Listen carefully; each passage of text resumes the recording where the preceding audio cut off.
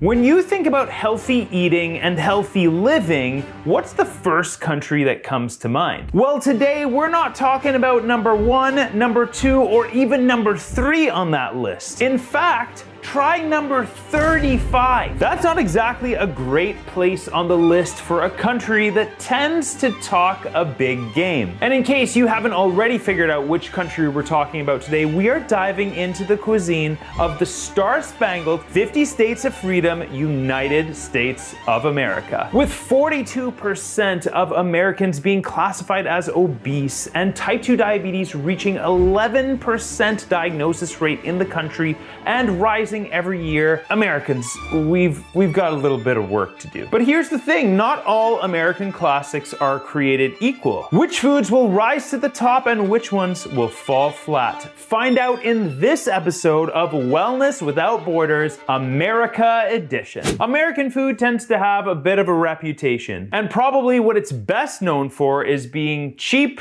quick, and convenient. Hey, those are not exactly bad things, but when you start to compromise quality, that's where we start to have a bit of an issue. But what if I told you you can enjoy some of your favorite American dishes without compromising nutrition or quality? If you're interested, click the link in the bio. I've put together a recipe guide of some of my favorite American classics that you can make yourself at home, keeping it clean, quick, convenient, and most importantly, healthy. Starting off with the Sunday morning special, I'm talking about a good old-fashioned American breakfast. And I'm not talking about those bougie brunch places that don't take reservations. I'm talking about your classic American greasy spoon, couple of fried eggs, every form of meat that you can think of, stack of toast, pancakes, hash browns, the type of breakfast that soaks up all of the bad decisions that you made the night before. We're definitely gonna get some high quality protein from the eggs, but the problem with the diner breakfast tends to be the quantity of food and the way that the food is prepared. Nobody needs 3 eggs with 3 different kinds of meat, a whole plate of deep fried potato wedges, and 4 slices of toast, maybe some pancakes, and then bottomless diner coffee. Not to mention, most of these products are cooked in excess amounts of oil, thus driving up the inflammatory content and caloric content. And so because of that, diner breakfast, you're gonna find yourself in the C tier today. Up next is the elementary school lunchbox special, peanut butter and jelly sandwich. What kid doesn't love a good old-fashioned PB&J? I mean, what's not to love? It's sweet, it's salty, it's bready. And that's pretty much it. But the truth is, the peanut butter and jelly sandwich leaves a few key nutrients out of its profile. I will oftentimes hear patients say that they eat peanut butter for its protein content. But I encourage you to go into your pantry, grab your peanut butter and turn it around and read just how much protein is in there. Spoiler, not that much. Slathering excess amounts of nut butter onto probably white bread and high sugar jelly? Not exactly a high nutrient delivery system. Sorry, PB&J, you're gonna land yourself on the C tier today. What about the breakfast selection of the American police force? At least this is what all my favorite movies tell me. I'm talking about donuts. Well, I'm sorry to report that donuts are probably the worst breakfast that you could possibly have. Zero fiber processed flour, deep fried, and then covered in syrupy, sugary icing. Donuts are dessert. They're certainly not breakfast. And as a result, donuts, I'm sorry, you're gonna find yourself on the D tier today. Now, if you want a healthy American breakfast, look no further than avocado toast. Millennials rejoice and baby boomers roll your eyes, I know. But I'm telling you, the millennials are onto something. And you don't have to go to a fancy restaurant and pay $17 for a piece of bread with half an avocado. You can do it at home. In fact, I encourage you to dress up your avocado toast by first adding protein. A couple of eggs will do the trick, whether they're fried, boiled, poached, however you like them. Chop up a tomato, pickle some red onions, sprinkle on some hemp seeds, dress it up however you want. There's so many ways to enjoy avocado toast. It's so delicious and it is so good for you. But with that in mind, avocado toast, you're gonna find yourself in the S tier today. Now that we've made it through breakfast, let's make our way over to lunch. American fast food is not just popular in the States, but across the world. And when we think about American fast food, oftentimes the things that come to mind are burgers and hot dogs. Now, the truth is not all burgers are created equally. You could splurge and get a fancy burger with really high quality grass-fed beef and a multi-grain bun and locally sourced lettuce, tomato, and condiments. Or you could pay $2.99 at your local Greasy Spoon and get a smash burger that'll probably clog your arteries on the spot. Regardless of which one you choose, burgers should probably not be part of a healthy daily routine. And so I'm probably gonna go ahead and throw burgers in the C tier today. But if I had to choose between a burger or a hot dog, personally, I'm always gonna choose the burger. And that's oftentimes because the processing of the meat in a hot dog is significantly higher than that of the processing of ground beef in a burger. General rule of thumb, the more processed, the less healthy it is for you. And so as a result, hot dog lovers, sorry, D tier for you today. Now, if you're a sandwich lover and you're looking for a healthier alternative, a great American classic is the club sandwich. Grilled chicken or lean turkey with crispy bacon, lettuce, tomato, sliced bread of your choice, ideally multigrain, and a nice pickle on the side. But as far as sandwiches are concerned, this is a pretty well-balanced option. And as a result, I'm gonna throw club sandwiches on the A tier today. Now, oftentimes the sandwich isn't necessarily enough and we need a side to accompany it. And what's more American than French fries? Freedom fries. French fries. Freedom fries?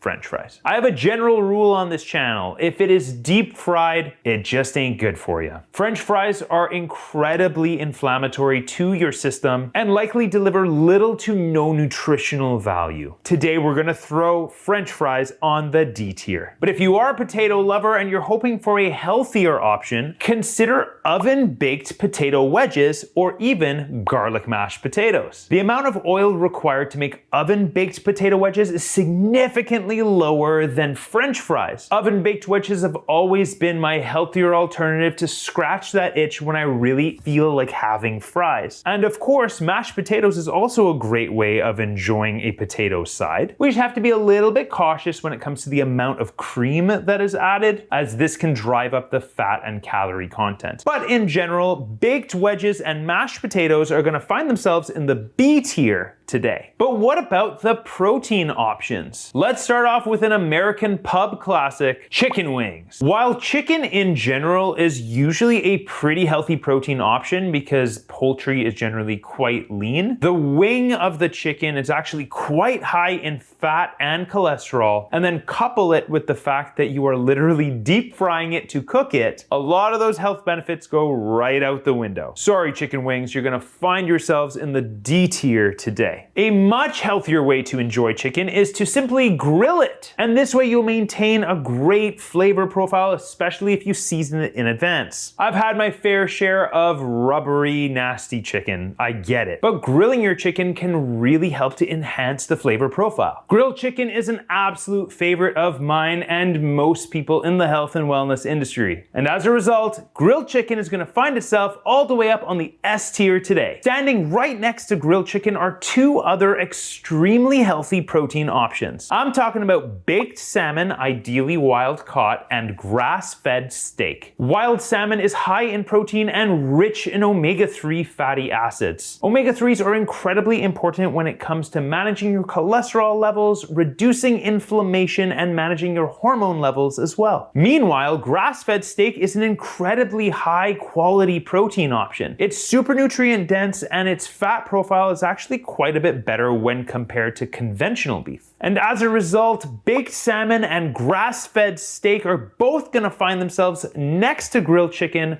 on the S tier. Now, there are some protein options that don't necessarily meet the same standard as grilled chicken, baked salmon, and grass-fed steak, and probably a quintessential American classic that has to be mentioned in this video is good old-fashioned meatloaf. Meatloaf is generally made by seasoning ground beef, placing it into a baking tray, and throwing it in the oven. Once done, you can slice it into loaves, just like a piece of bread and enjoy a reasonably healthy protein option. All things considered, meatloaf is not entirely unhealthy, as is the case with burgers or anything that you use ground meat for. Meat quality and fat content always matters. Meatloaf might actually find itself in the A tier today. Now, it's going to be hard to talk about American protein options without mentioning good old-fashioned Texas barbecue. Now, I've been to Ribfest. I know the amount of work that goes into making these dishes. Some of these proteins are cooked for over 24 hours, 48 hours in some cases. So tender, so delicious, fall off the bone. But what makes Texas barbecue lose points on the rating scale are the sauces that we generally drench the meat in. Barbecue sauce is notoriously known to be full of sugar and thickening agents like corn syrups. Probably not the most ideal thing to put on your meat that you just spent hours and hours and hours making. So with this in mind, Texas barbecue, like slow roasted ribs and pulled pork,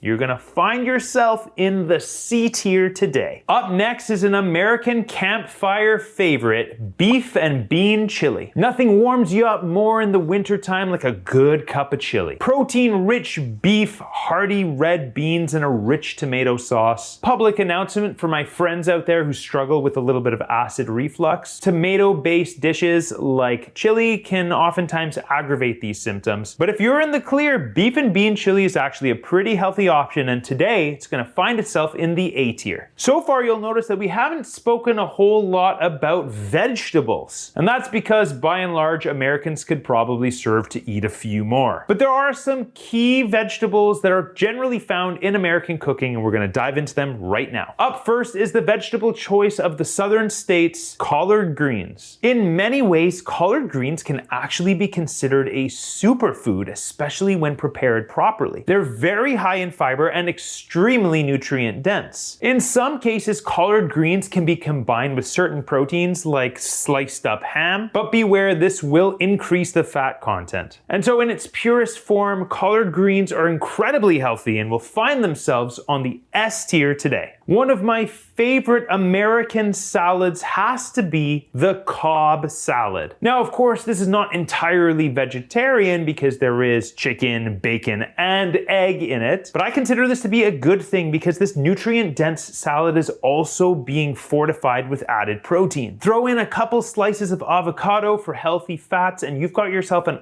awesome lunch that will carry you for the rest of the day, at least until dinner time. No question, Cobb salad finds itself on the S tier today. Now, when I'm in clinic and I talk to patients about the types of vegetables that they're having on a regular basis, I will oftentimes hear that they enjoy a lot of corn and green peas. Now, any vegetable is obviously going to be better than no vegetable, but an important thing to note about corn and green peas is that while they do have nutrients, they generally tend to be a little bit high in natural sugars. I much prefer for my patients to be enjoying dark leafy greens or cruciferous vegetables on a regular basis. But I'm never going to get mad at anybody for enjoying any kind of vegetable. And so even though they may not necessarily be the best option, we're still going to put corn and green peas on the A tier today. Now, there is a way to take a good thing and make it bad. And even though it pains me to say this, we're talking about coleslaw. Coleslaw, especially creamy coleslaw,